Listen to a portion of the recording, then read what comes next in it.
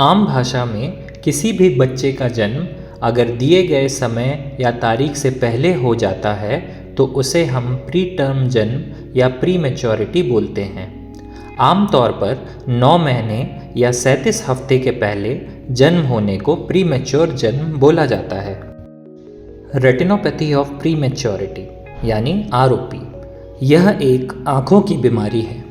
जिन बच्चों का जन्म 9 महीने से पहले होता है उनके आँखों के पर्दों में खून की नसों का विकास पूरी तरह से नहीं हो पाता है। जन्म के बाद अगर यह विकास नहीं हो तो पर्दे की यह खून की नसें असामान्य रूप से बढ़ने लगती हैं, जिससे पर्दे पर खिंचाव बनकर पर्दा अपनी जगह से खिसक जाता है, जिससे बच्चों में अंधापन आ जाता है। यह प्रक्रिया सारे प्री टर्म या प्री मैच्योर बच्चों में समान तरीके से नहीं होती है। जो बच्चा जितना प्री टर्म और कम वज़न का हो उतनी आरओपी की संभावना अधिक होती है। जिन प्री टर्म बच्चों में अधिक समय और अधिक मात्रा में ऑक्सीजन की ज़रूरत होती है उनमें आरओपी की संभावना अधिक होती है।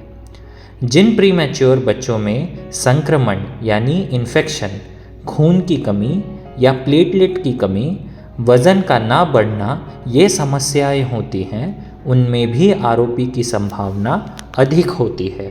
इसके विपरीत जिन बच्चों को माँ का दूध पर्याप्त मात्रा में मिल रहा हो, जिनका वज़न सही तरीके से बढ़ रहा हो, जिनमें संक्रमण, खून की कमी का त्वरित एवं पर्याप्त इलाज किया गया हो, उनमें आरओपी की संभावना कम हो जाती है।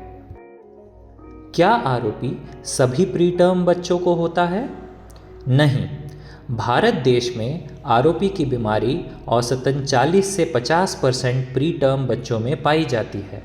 यह औसत अलग शहरों और अलग नर्सरी या एनआईसीयू में अलग अलग हो सकता है। जितना छोटा या प्री टर्म और कम वज़न का बच्चा उतनी आरओपी की संभावना अधिक होती है। आरओपी की बीमारी किस प्रकार से आती या आगे बढ़ती है? आरओपी की 5 अवस्थाएं या स्टेजेस होती हैं। स्टेज 1, 2 और 3। इन अवस्थाओं में पर्दे की खून की नसों का विकास रुक जाता है और वह असामान्य तरीके से पर्दे से ऊपर उठने लगती हैं। स्टेज 4, इसमें आँख का पर्दा अंशतः खिसक जाता है। और स्टेज 5, जिसमें आँखों का पर्दा पूरी तरीके से खिसक जाता है।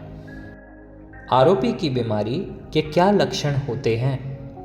आरओपी के कोई बाहरी लक्षण नहीं होते हैं, मतलब इन बच्चों की आंखें बाहर से पूरी तरीके से आम बच्चों की तरह दिखाई देती है, लेकिन सही समय पर जांच व इलाज न करने से इन बच्चों का पर्दा खिसक जाता है और ऐसे बच्चों की आंखों में पुतली में सफ़ेदी दिखाई देने लगती है। लेकिन अगर आरओपी इस अवस्था में पहुंच जाए तो बच्चे में अंधापन आ चुका होता है और इलाज से फिर अधिक लाभ नहीं होता। आरओपी की जांच किन बच्चों को करानी चाहिए? जिनका भी जन्म 9 महीने से पहले या 37 हफ्ते से पहले या जिनका जन्म के समय वज़न 2000 ग्राम से कम रहा हो, ऐसे सभी बच्चों की आँखों की जांच आरओपी के लिए करानी चाहिए। आरओपी के लिए आँखों की जांच कब करानी चाहिए? जन्म के 3 से 4 हफ्ते के भीतर बच्चे की आँखों की आरओपी के लिए पहली जांच करना बहुत ज़रूरी है। इस जांच के आधार पर आँखों के डॉक्टर बच्चे के आगे की जांच या इलाज की सलाह देते हैं। आरओपी के लिए बच्चों की 1 से अधिक बार जांच करनी पड़ती है। आरओपी की जांच कैसे करते हैं और कौन करते हैं? आरओपी की जांच एवं इलाज में आँखों की पुतली को एक विशेष दवाई डालकर फैलाया जाता है। दवाई डालने के 20 से 30 मिनट के बाद पुतली फैल जाती है। इसके बाद आँखों के पर्दे के डॉक्टर एक मशीन या कैमरे द्वारा आँखों के पर्दे की जांच करते हैं। क्या आरओपी से ग्रसित सारे बच्चों में इलाज की आवश्यकता है? नहीं। आरओपी की बीमारी ज़्यादातर बच्चों में किसी भी इलाज के बिना ठीक होती है, लेकिन यह बात कई सारे घटकों पर आधारित है। बहुत छोटे यानी प्री मैच्योर और कम वज़न के बच्चों में आरओपी की बीमारी एवं उसके इलाज की अधिक संभावना होती है, लेकिन ऑक्सीजन की ज़रूरत, खून की कमी, संक्रमण या वज़न का ना बढ़ना, इन कारणों से भी आरओपी की बीमारी तेज़ी से बढ़ती है और उसे इलाज की अधिक ज़रूरत पड़ सकती है।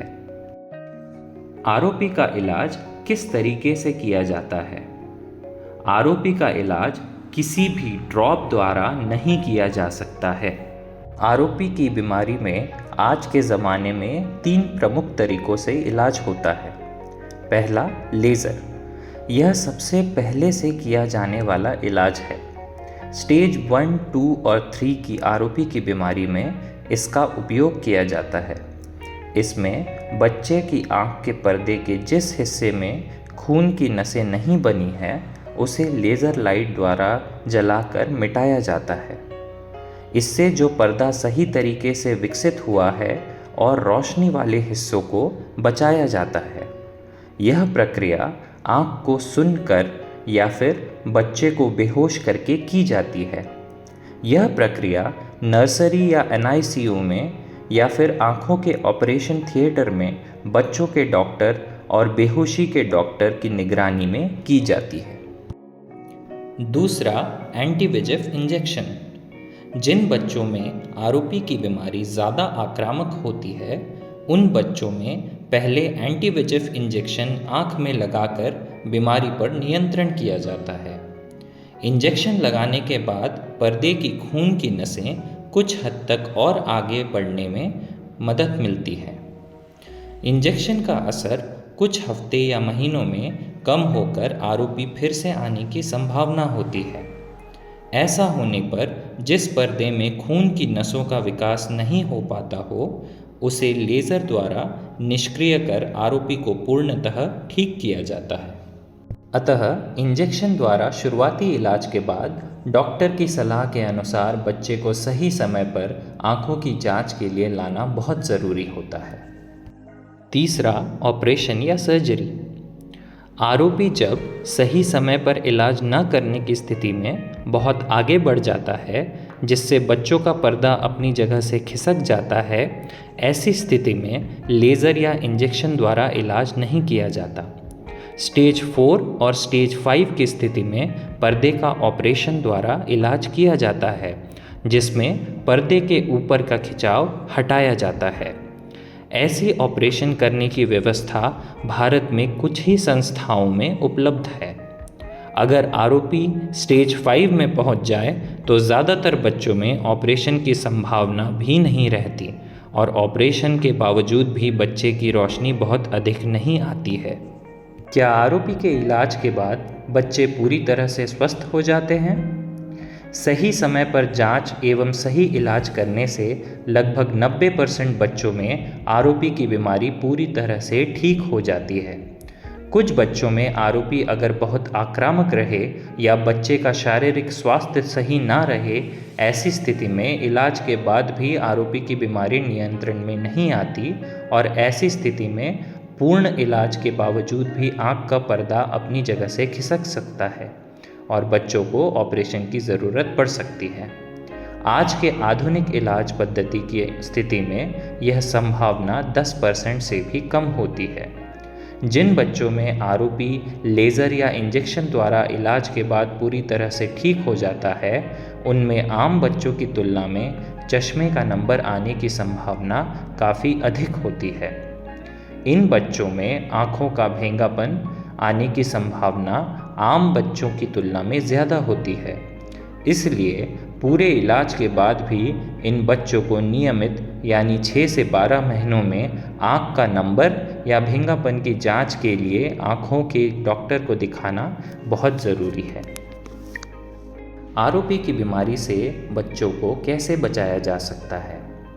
आरओपी से पूर्णतः बचने का एक ही उपाय है कि बच्चे का जन्म 9 महीने से पहले ना हो, लेकिन यह पूरी तरह से किसी के वश में नहीं होता।